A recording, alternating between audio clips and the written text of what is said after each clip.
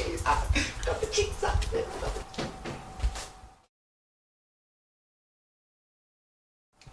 Hi, Mark here.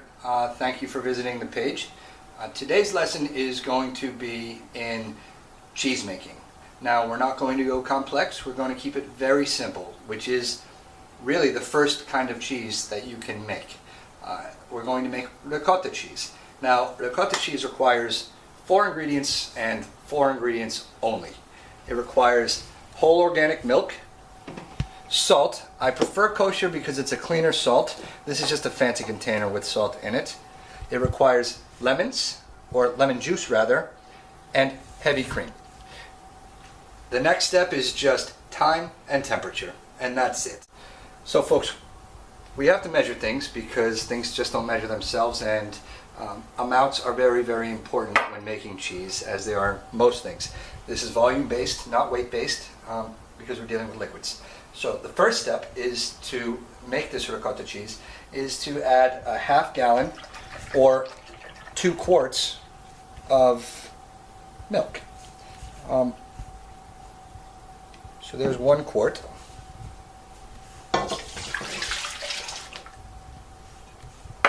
Here is a 2nd quart. Now we're really only going to put 3 cups in here because in the separate cup I already have 1 cup of heavy cream and 1 cup of milk, right? 1 cup is 8 ounces, right? There are 2 cups in a pint. A pint is a pound the world around, 32 ounces in a quart, things like this. Simple measurement, right? So there we go. That's the amount of milk you add. This is how easy it is, folks. The second step is to take a heaping tablespoon of salt and add it to this. Now, you can either get a tablespoon and measure it, or you can cup your hand like this, pour the salt in there like that, and just understand that when you cup your hand like this, the little bowl that's there, doesn't matter if you're a giant. That little bowl in that hand right there is going to be about a tablespoon.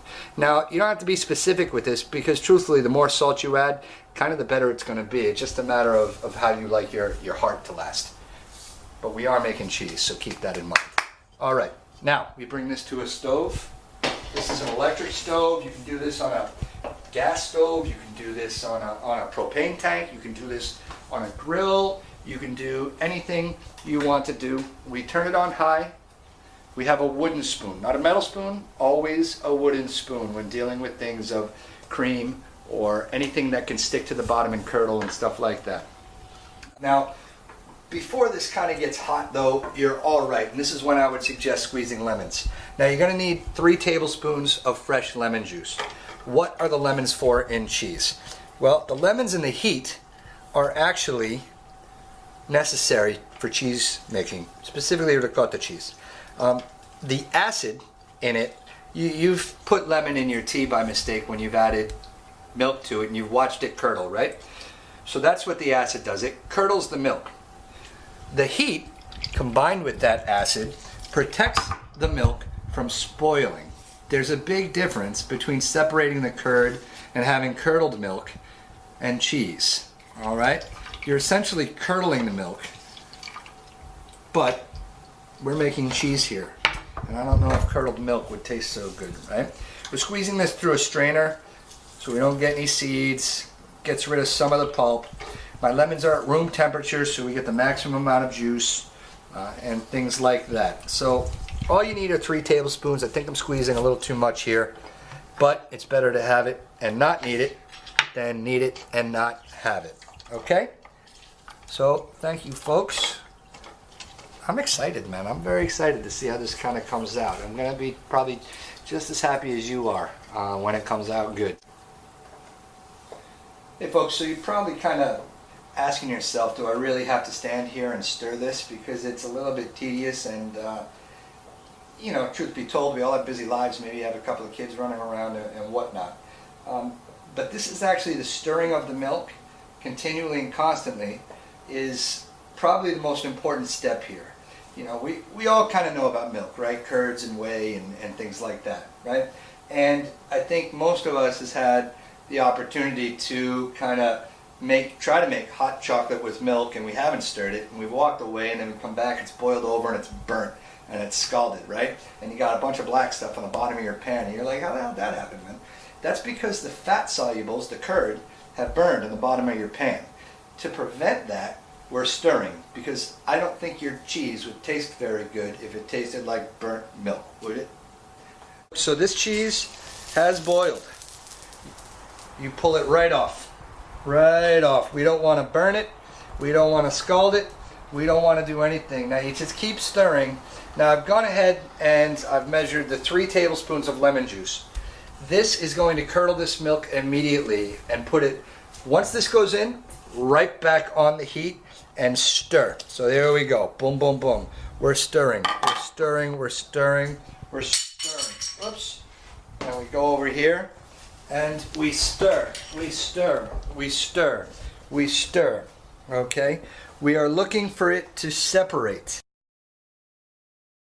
But you can kind of see along the edges of the pot here how it's separated. It has curdled, but it's not spoiled, and that's very, very, very important to know, and that's where the heat comes in. We're essentially pasteurizing the cheese, right? That's essentially what we're doing, pasteurizing it. So here we go. Let's see how we do. All right, let's get all this off. You can see how it's good here. Okay, folks, so this is all you do right here. Look in there. You can kind of see. See how it's like a chunky mess? Right in, right in, right in. Okay, right in. Get it all in there. Let everything kind of settle down. All right. And I'll show you the bottom of this pan so you can see why stirring is very important. All right. You can see we don't have a black mess, right? It's not burned. There's no sour taste to it whatsoever. Very important. Very, very, very important. But you know what? If you screw this up the first time, well, what's the next step, right? Now you can see I'm lifting this out, and it still needs time to train, but look at all that water, right? Look at the water, and then look at the cheese, okay? And it's pretty much as simple as that, okay? You can kind of see how it's separating from the water. Now don't throw this water out, absolutely not. Because there's other lessons to be made with this water. We can make bread, right? This is salty, cheesy water. How good would that be? It's great, right? Provides a nice creaminess to the bread too, because it's milk. You can use this to make the mozzarella cheese, which would be the next step of this, which will be another lesson someday. But right now, we'll just let that sit, let everything drain out, and that's ricotta cheese. Wow, I'm actually pretty impressed with myself. I made cheese. You'll be this excited too. I know it. I already know it. I have a passion for this like nobody knows, man. I feel like a 4-year-old kid sometimes when I do this stuff, and when things come out right, I don't know. I'm still surprised. I'm still surprised, and I love every day's a new day. There's always something new. There's always a new thing to share, a new thing to learn. But this is beautiful. I just did something they've been doing for hundreds of years. You know, hundreds of years. It's perfect. You know, interesting story about ricotta, because it's an Italian cheese. When you talk about ricotta, this is really the first step of mozzarella cheese as well. And back in the day, you know, you have mozzarella cheese and it's salty, right? Well, back in the day, these old ladies would go down to the ocean and they would, you know, pull out buckets of salt water, seawater, because as it turned out, the seawater had the perfect salt content for making mozzarella cheese. So now we use hot, salted, boiling water, but they always have a phrase in cooking: make it taste like the ocean, right? Seriously, how cool is that? Like seriously, man. Seriously, how cool is that? Right? We just made ricotta cheese together, right? It's still hot, but look, it's got a great texture. Ah, oh, friggin' delicious, man. Hello, ricotta cheese. I just want to absolutely go on record here that I'm so happy. I promise you, I've never made this before. I promise you. That's not a lie. I'll give you references. No one has ever seen this before. But I just did it. And that's how simple it is, actually. This is truly how easy it is if you just follow instructions. You know, if what's the phrase? If common sense were only so common, there's only one thing that's rocket science, folks, and it's not making ricotta cheese. Believe me, my grades in high school are a testament to that. Thank you.